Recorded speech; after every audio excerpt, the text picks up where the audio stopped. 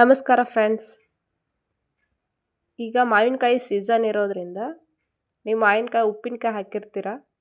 ಆದರೆ ಮಾವಿನಕಾಯಿಂದ ಚಟ್ನಿ ಹೇಗೆ ಮಾಡೋದು ಅಂತ ನಾನು ತೋರಿಸ್ಕೊಡ್ತಾ ಇದ್ದೀನಿ. ಬಿಸಿ ಅನ್ನದ ಜೊತೆ ತುಂಬ ಚೆನ್ನಾಗಿರುತ್ತೆ. ಒಮ್ಮೆ ಟ್ರೈ ಮಾಡಿ.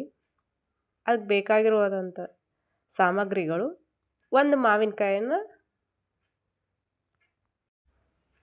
ತಗೊಳಕ್ಕೆ ಹೋಗಬೇಡಿ, ಯಾಕಂದ್ರೆ ಜಾಸ್ತಿ ಹುಳಿ ಇರೋದ್ರಿಂದ ಒಂದು ಭಾಗ ಅಷ್ಟೇ ಕಟ್ ಮಾಡಿಕೊಂಡು ಈ ಥರ ಸಣ್ಣದಾಗಿ ಕಟ್ ಮಾಡ್ಕೋಬೇಕು. ಜಾಸ್ತಿ ನೀವು ಒಂದು ಮಾವಿನಕಾಯಿ ತೊಗೊಂಡ್ರಿ ಅಂದ್ರೆ ಹುಳಿ ಜಾಸ್ತಿ ಆಗುತ್ತೆ ಮತ್ತು ಜಾಸ್ತಿ ತಿನ್ನೋಕ್ಕೂ ಟೇಸ್ಟ್ ಬರಲ್ಲ. ನೀವು ಒಂದು ಸೈಡ್ ಪಾರ್ಟ್ ಅಷ್ಟೇ ಕಟ್ ಮಾಡಿಕೊಂಡು ಈ ಥರ ಸಣ್ಣದಾಗಿ ಕಟ್ ಮಾಡ್ಕೋಬೇಕು. ಇದನ್ನು ಚೆನ್ನಾಗಿ ಸ್ವಲ್ಪ ಅಡುಗೆ ಎಣ್ಣೆ ಹಾಕಿ ಫ್ರೈ ಮಾಡಬೇಕು. ಇದಕ್ಕೆ ನಾನು ಮೆಣಸಿನ್ಕಾಯಿನ ಒಂದು 10ರಿಂದ 12 ಮೆಣಸಿನ್ಕಾಯಿನ ತೊಗೊಂಡಿದ್ದೀನಿ. ನೀವು ಜಾಸ್ತಿನೇ ತೊಗೋಬೋದು. ಇದು ನಾನು ಖಾರ ಜಾಸ್ತಿ ಇರಲ್ಲ, ಆದ್ದರಿಂದ ನಾನು ಸ್ವಲ್ಪ ಜಾಸ್ತಿನೇ ತೊಗೊಂಡಿನಿ. ಮತ್ತು ಮಾವಿನಕಾಯಿ ಹುಳಿ ಹೇಗಿರುತ್ತೋ ಅದ್ರ ಮೇಲೆ ಡಿಪೆಂಡ್. ನಾ ತೊಗೊಂಡಿರೋ ಹುಳಿ ಮಾವಿನಕಾಯಿ ಅಲ್ಲ, ಇದು ಸ್ವಲ್ಪ ಸ್ವೀಟ್ ಇದೆ.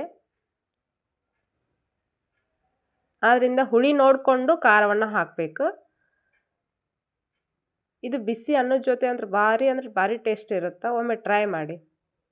ನೀವಿನ್ನೂ ನನ್ನ ಚಾನಲ್ ಸಬ್ಸ್ಕ್ರೈಬ್ ಮಾಡ್ಕೊಂಡಿಲ್ಲ ಅಂದರೆ ಪ್ಲೀಸ್ ಸಬ್ಸ್ಕ್ರೈಬ್ ಮಾಡ್ಕೊಳ್ಳಿ ಮತ್ತು ಪಕ್ಕದಲ್ಲಿರುವಂಥ ಬೆಲ್ ಬಟನನ್ನು ಒತ್ತಿ. ನಾನು ಯಾವುದೇ ವಿಡಿಯೋ ಹಾಕಿದ ತಕ್ಷಣ ಫಸ್ಟ್ ನೋಟಿಫಿಕೇಷನ್ ನಿಮಗೆ ಆಗುತ್ತೆ. ವಿಡಿಯೋ ಇಷ್ಟ ಆದರೆ ಒಂದು ಲೈಕ್ ಕೂಡ ಮಾಡಿ. ನೋಡಿ, ಈ ಥರ ಚೆನ್ನಾಗಿ ಸಣ್ಣ ಉರಿಯಲ್ಲಿ ಸ್ವಲ್ಪ ಫ್ರೈ ಮಾಡಬೇಕು.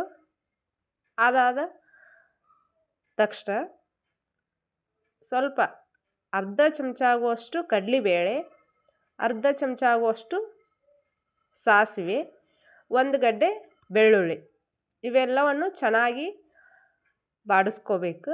ಇದಕ್ಕೆ ಎಣ್ಣೆ ಹಾಕಬಾರ್ದು, ಹಾಗೆ ಒಣ ಫ್ರೈ ಮಾಡಬೇಕು, ಡ್ರೈ ಫ್ರೈ ಮಾಡಬೇಕು. ನೀವು ಕ್ವಾಂಟಿಟಿ ಮೇಲೆ ಗೊತ್ತಾಗುತ್ತೆ ಇದು. ಅದನ್ನು ಜಾಸ್ತಿ ತೊಗೊಂಡಿಲ್ಲ ಇಲ್ಲೇ, ಆದ್ದರಿಂದ ನಾನು ಕಡಲೆಬೇಳೆ ಮತ್ತು ಸಾಸಿವೆನ ಅರ್ಧ ಚಮಚಕ್ಕಿಂತ ಕಡಿಮೆನೇ ತೊಗೊಂಡಿದ್ದೀನಿ. ಇನ್ನೂ 1 ಗಡ್ಡೆ ಬೆಳ್ಳುಳ್ಳಿ ಸಾಕು. ಇಷ್ಟಾದರೆ ಪರ್ಫೆಕ್ಟ್ ಆಗುತ್ತೆ. ಅಂದರೆ ಮಾವಿನಕಾಯಿನೂ ಜಾಸ್ತಿ ತೊಗೊಂಡಿರಲ್ಲ ನಾವು, ಅದಕ್ಕೆ ಇದು ಸಫಿಸಿಯೆಂಟ್ ಆಗುತ್ತೆ. ಇಲ್ಲ ನೋಡಿ, ನಾ ಎಲ್ಲ ಹುರ್ಕೊಂಡು ಒಂದು ಕಡೆ ಇಟ್ಕೊಂಡಿನಿ. ಸ್ವಲ್ಪ ಕರಿಬೇವು, ಕೊತ್ತಂಬರಿ. ಇದಕ್ಕೇನು ಜಾಸ್ತಿ ಟೈಮ್ನೂ ಬೇಕಾಗಿಲ್ಲ. ನೀವು ಬಂದ ತಕ್ಷಣ ಪಟ್ನ ಮಾಡಿಕೊಂಡು ಬಿಸಿ ಅನ್ನದ ಜೊತೆ ಮಾಡ್ಕೋಬೋದು. ಇವೆಲ್ಲವನ್ನು ಮಿಕ್ಸಿ ಜಾರಿಗೆ ಹಾಕ್ಕೊಂಡು ಸ್ವಲ್ಪ ಬೆಲ್ಲ, ಒಂದು ಅರ್ಧ ಚಮಚ ಆಗುವಷ್ಟು ದೊಡ್ಡ ಉಪ್ಪು, ಕಲ್ಲುಪ್ಪು ಅಂತೀವಲ್ಲ ಅದು, ಇವೆಲ್ಲವನ್ನು ಹಾಕಿ ಚೆನ್ನಾಗಿ ರುಬ್ಬಬೇಕು. ಸ್ವಲ್ಪ ನೀರು ಹಾಕಿ ಮಿಕ್ಸಿ ಹಾಕಿದ್ರು ಸಾಕು. ಜಾಸ್ತಿ ನೀರು ಹಾಕಬೇಡಿ. ನೀರು ಹಾಕಿದರೆ ಏನಾಗುತ್ತೆ, ನೀವು ಜಾಸ್ತಿ ದಿನ ತಿನ್ನೋಕೆ ಬರಲ್ಲ.